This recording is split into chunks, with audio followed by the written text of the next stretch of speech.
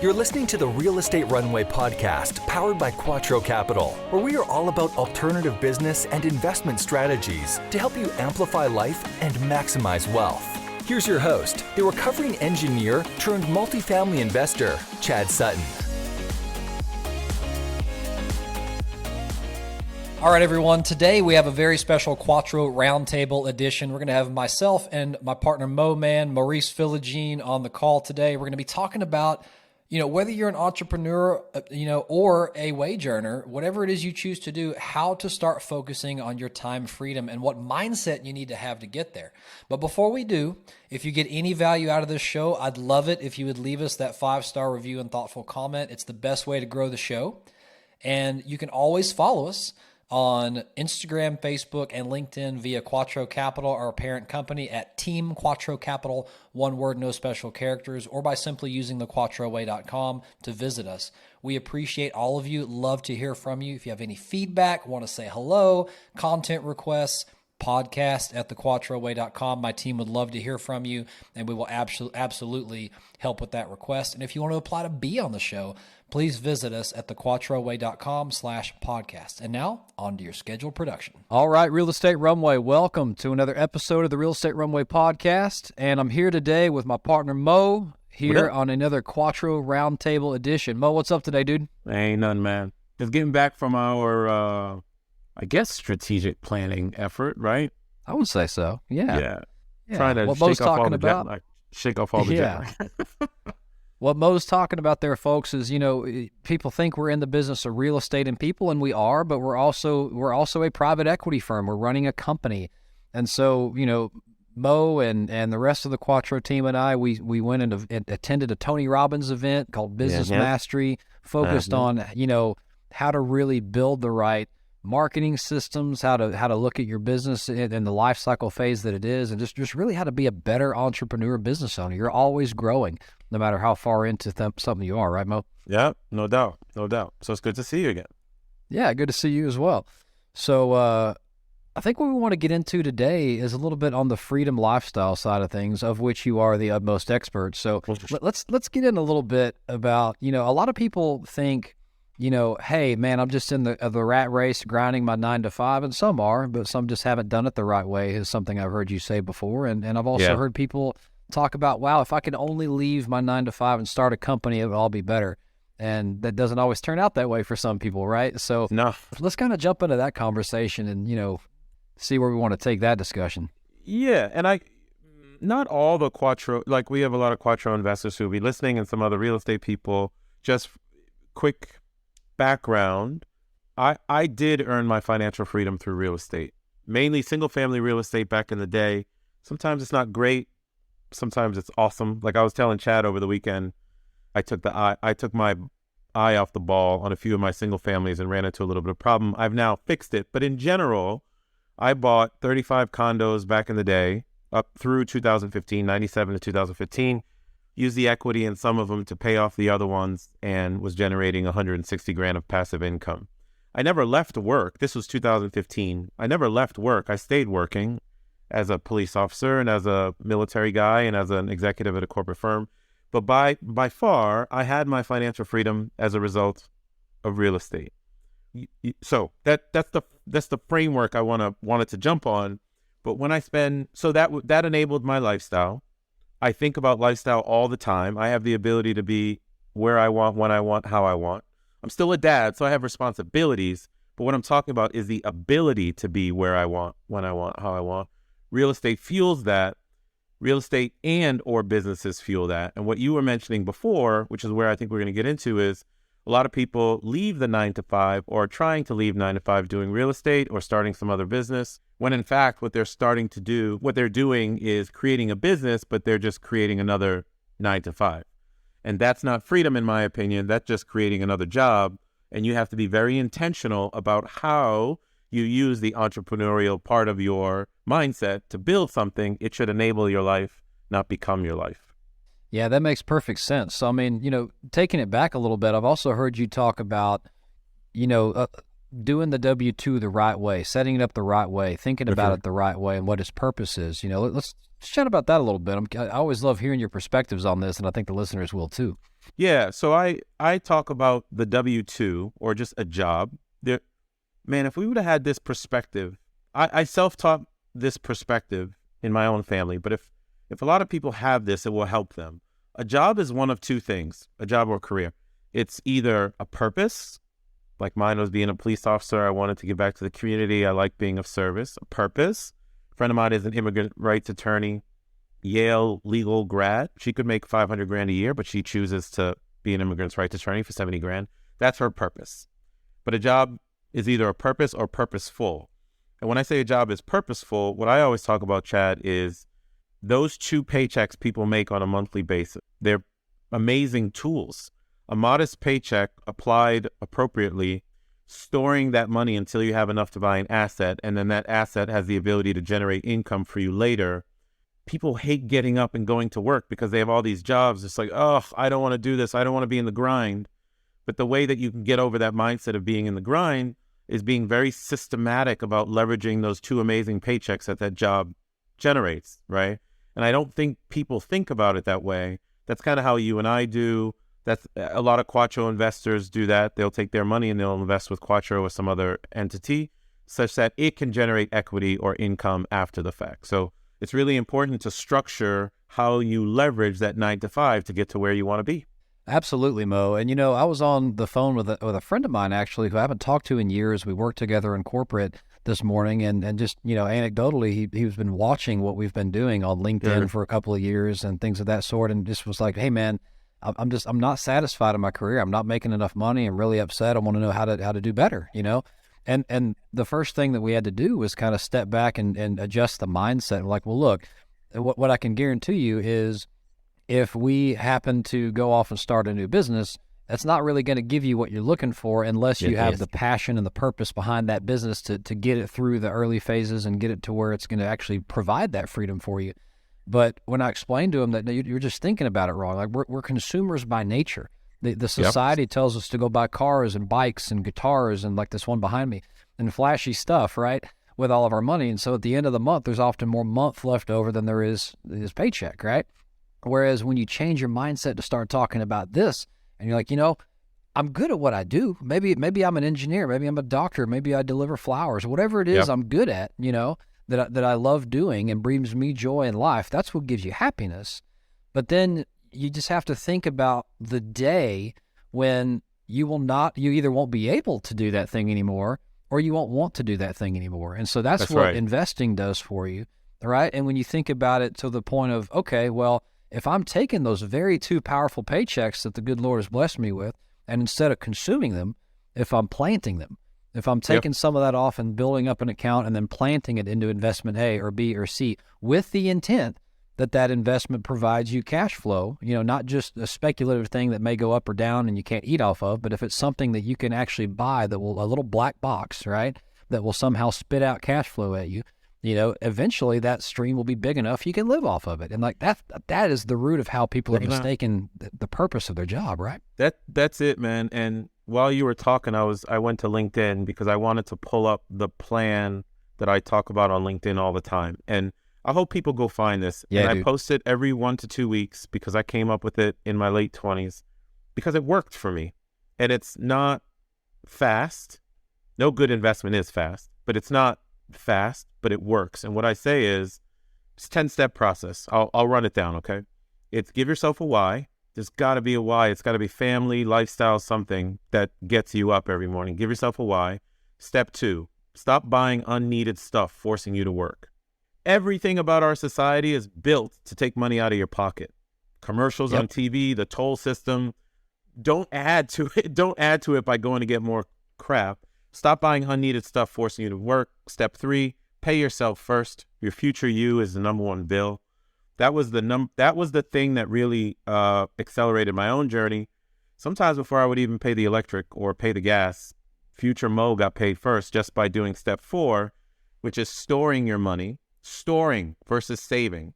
Storing your money versus saving your money. Stay broke, not poor. And what I mean by storing money is just put your money in some place where you don't have access to it with the expressed intent that you are going to use it to invest in something. You are storing it such that you can move to step 5, building up enough money in that storage to buy an asset.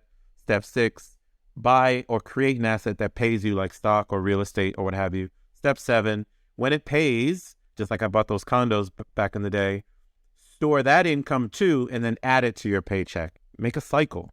Step 8, buy another asset. Step 9, press repeat. Step 10, press repeat again. Paychecks give us the ability to build something for our families, but we're so used to wanting everything so instant in this instant society that people don't have the consistency or the planning to actually go after it.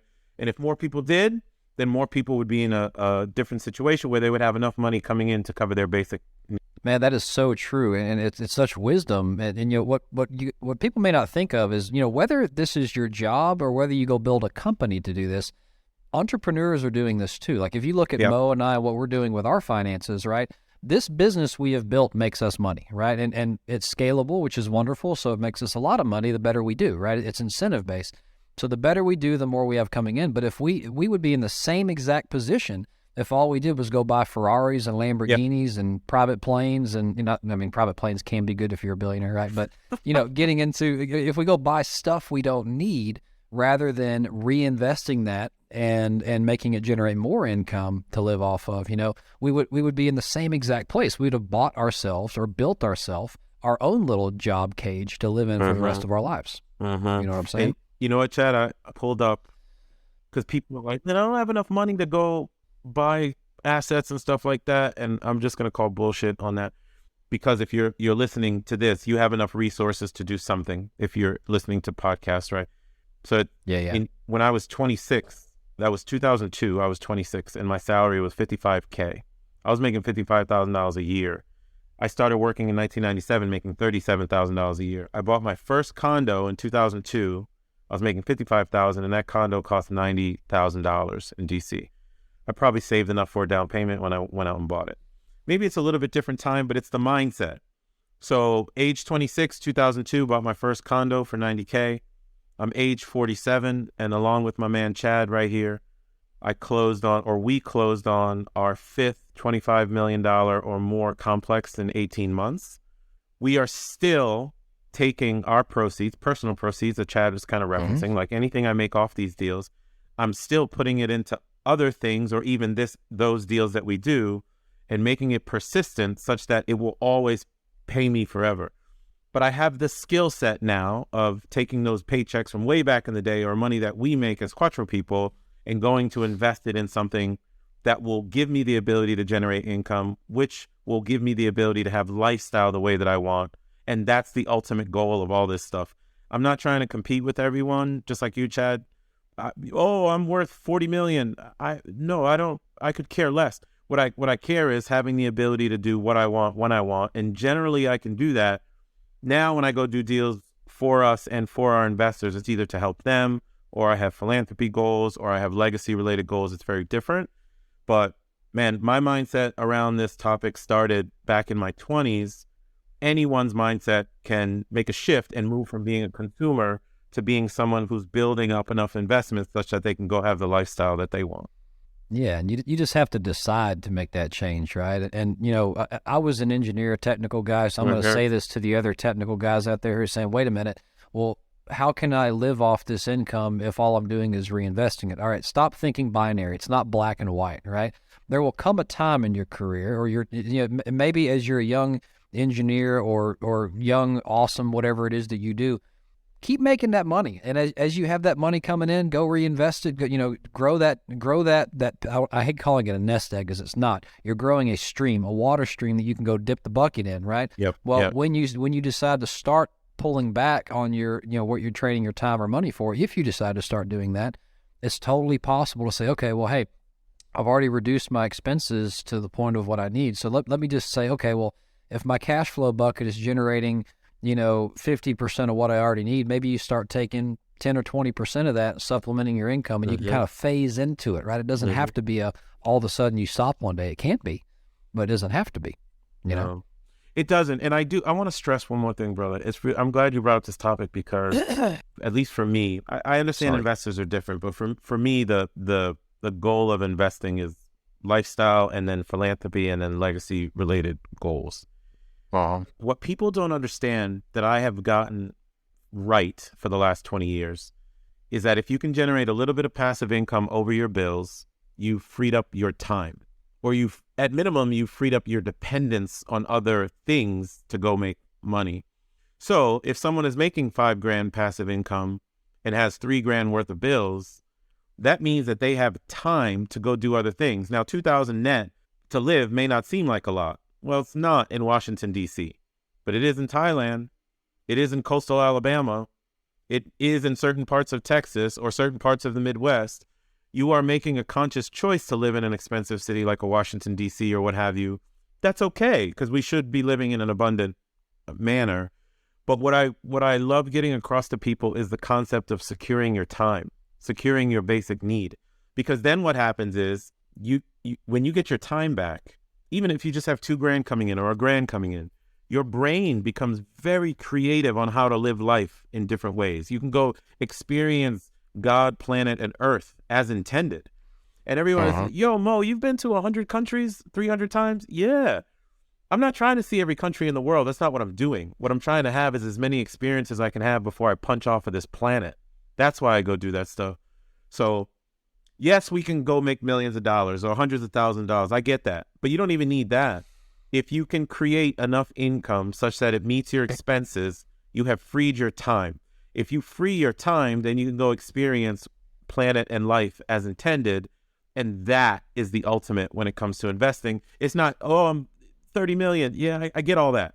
But trust me, the day you're leaving from this planet, you're not thinking about the 30 million. You're thinking about the relationships you built and the experiences that you had and where did you go and what did it feel like and all that.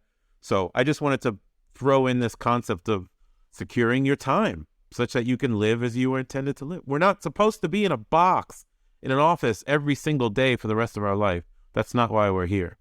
Man, that's really big, Mo. And are you talking into a mic right now, by the way? Yeah. Can you pick it up and just drop it on the desk for me? It was a pretty good mic drop moment for you, you know? I can't tell you how many people I've gotten with that on the show, dude. I love it. I was like, what? What are you doing? Yeah. Drop the mic. So, like, guys, let me give you some bonus material here. Listeners, some of you are out there are entrepreneurs. Some of you own businesses. Some of you are starting businesses. Some of you are dreaming about starting a business, right?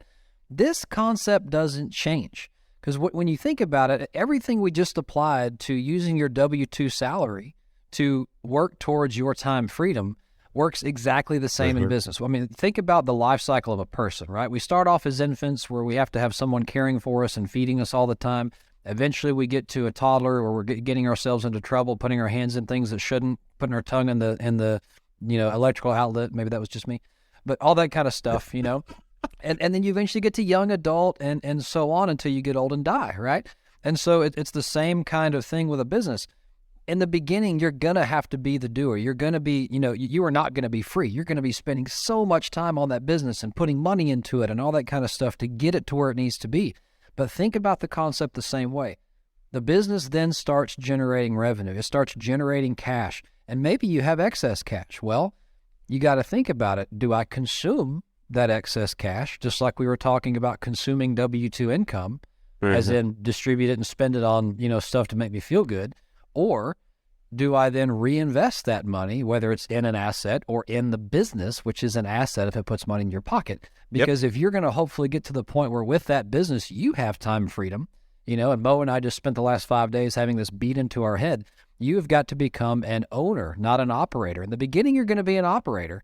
And at some point, you're going to look down and have enough money to go hire staff. But that means putting money back into the company, investing it, so that you can win your time back and eventually have this cash flowing, growing thing. So the concepts are the same. Don't just go start a business because you think you want freedom. That ain't the way to do it. It's going to take you longer to get there once you build that business. But you have to have the same mindset, And so I think that's what Mo and I are trying to tell everybody is it's not about what you're doing with your time. It's, you can do whatever it is that makes you happy. It's about how you spend the fruits of your labor and how you invest the fruits of your labor to divorce the time from income, right? That's it. And Chad and I, we were just together in Texas, as Chad was talking about before. I'm in DC now. On Friday, I'm a parent, so there are responsibilities that come into play. But on Friday, I'm getting on a plane to go to Spain. I'm gonna go meet with someone in kind of a new space where I'm doing some passion-related projects. It's important, and it's the way that I want to live. We could go, for you Quattro investors listening, we have a lot of responsibility. We could go create a brick and mortar Quattro Capital presence somewhere and mortar ourselves to the ground and let ego come into play and put the name Quattro on a wall. And that's not what we want, nor do we even want to present that to you Quattro investors out there. We want to do good work, grow your money, such that you can go do exactly what Chad and I care about, which is how do we go be with family more? How do we go pursue passion life projects? How do we travel hack and get on a plane the way that I'm doing? Like, I'm going to Spain on Friday. I don't even have a ticket yet, but I know I'm going to get there, probably on points. I think all this stuff that I'm glad you brought up the topic, getting back to the root of it, all this stuff is to create a designed lifestyle that you want. Now, if you want to go back and create $100 million, I'm cool with that too, because that does have purpose that can impact society. Like, Elon Musk doesn't need the money, but what he's trying to do is impact society. I mean, the raw Elon Musk, not the crazy Elon Musk. I don't know what's going on with the brother now, but you know, I wish I could scream it from the mountaintops, man. Investing in what we do and leveraging those paychecks, people have more power to build lifestyle they don't need a vacation from than they realize. And if you have 2 paychecks and you have patience and you can create a plan, then you have the ability to create that lifestyle.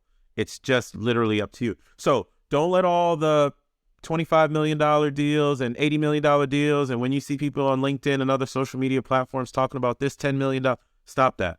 It comes down to thousands, and your ability to create automated income, recapture your time, and go live as intended. And that's it. You are, if you're listening to this podcast, you know that Quattro has done hundreds of millions of dollars worth of deal. I am telling you that is not where freedom comes from. It's not the hundreds of millions. It is the thousands or the hundreds on a monthly basis that takes care of your expenses such that you free your time. Then you are a time millionaire and billionaire, and then you can go live. And then you can do more deals with Quattro, because then you can create more time and legacy for your family and what have you. But don't get overwhelmed by all the stuff that you see out on social media and in books and stuff. Couple thousands here and there covering your expenses, not falling for the consumerism bullshit. It'll take you very far. It certainly has me, and I know Chad's going through it now too. Yeah, that's exactly it. And if there's really 2 takeaways, only 2 to take from this discussion, it's one of them is, you know, if you don't like what you're doing, change it. It's not about what you're doing, right? Whether you're an entrepreneur or a wage earner or a sole proprietor, whatever it is, if you're not fulfilled by what you're doing, go get another job, right? But make use of the fruits of that labor to build that time freedom that you want, you know? And I guess moving this to the second thing, to shout from the mountaintops, it is not about the overall rate of return or the number of zeros behind your investment. It's about what in dollars and cents comes to your pocket every month that you can turn into time freedom, right? That's it. At the end of the day, everything else is just gears in the machine. You know? I love that. And it always has and always will be absolutes with me. It is a little bit different in that you and I have to service our investor partners. We have to measure, because what gets measured gets managed. You know, we heard that, Chad. Rates of returns, internal rate of return, average rate of return. We have to do those things for you guys who are out there, because that shows our ability and how well the investment is doing. That aside, the amount of money that's coming in on a monthly basis is what matters. I never cared about average rates of return and things of that nature when I started my own real estate journey. What I cared about was, how do I create $3,000 a month to cover the mortgage and to cover the bills so I don't eat bologna every month and all that? Absolutes matter in a big way. So I'm really glad you brought that one up too as a parting thought. That's an awesome one. Yeah, and that wasn't fully clear on what you were saying until you described absolutes to me. You've always said that word, and now I get it. It's absolutes. It's what are the dollars and cents that absolutely hit your pocket, right? Yeah. So that's how we live. I love that. All right, Mo, any parting thoughts from your side, man? This has been an awesome episode. Yeah, I think it's just a reiteration. I think the purpose of career is to build lifestyle you don't need a vacation from. I don't take vacations anymore. I just go live. The reason I can go live is because I can control my time. Anyone can control time leveraging their 2 paychecks as long as they put a plan in place and be systematic and consistent about it. And if it's something that me and Chad can help you with, then reach out to us, to find me on LinkedIn or go to the Quattro Way and track us down there. That's what Quattro is for too. It's a tool that you can use as part of your plan to build that lifestyle you don't need a vacation from. And I love helping people do that. So if folks want to talk about it, I'm always game for a conversation. Hey, take him up on that. He's everywhere on LinkedIn. Just look. If you type in Maurice Philogene, it'll probably be the next word that comes up after that. So, Thanks. All right, Mo. Thanks for coming on, man. This is an awesome conversation, and I think we brought a lot of value. So I hope so. All right. See ya. All right, everybody. This has been another episode of the Real Estate Runway Podcast. Until next time, over and out. All right, everyone. I really hope you enjoyed that episode with myself and Mo. You know, talking about lifestyle design and freedom is really, it's just one of our favorite things to do. It's fantastic, and I love that hopefully we can transfer and scream from the mountaintops some of that wisdom that will help you do it as well. Remember, it's not about what the investment is or what you make or all that kind of stuff. It's about what hits your pocket in absolutes at the end of the day. What is the cash flow that investment provides? What is the overall return in dollars that investment provides? Okay, so focus on that, love what you do, and use that paycheck or that business to generate time freedom for you. Okay, now before we go, don't forget, if you get any value out of the show, please scroll down, leave us that 5-star review and thoughtful comment. I'd be honored to read them. Those are worth their weight in gold and help us grow the show. You can also follow us on our parent company. Scratch that. You can also follow us via our parent company on Instagram, Facebook, and LinkedIn at Team Quattro Capital, one word, no special characters, or by simply visiting us at thequattroway.com. Until next time, friends, this has been another episode of the Real Estate Runway Podcast. Over and out. We hope this episode was insightful and brought value to your day. If so, please be awesome and leave us a 5-star review. Find out how Team Quattro can help you at thequattroway.com. Until next time, this is the Real Estate Runway Podcast.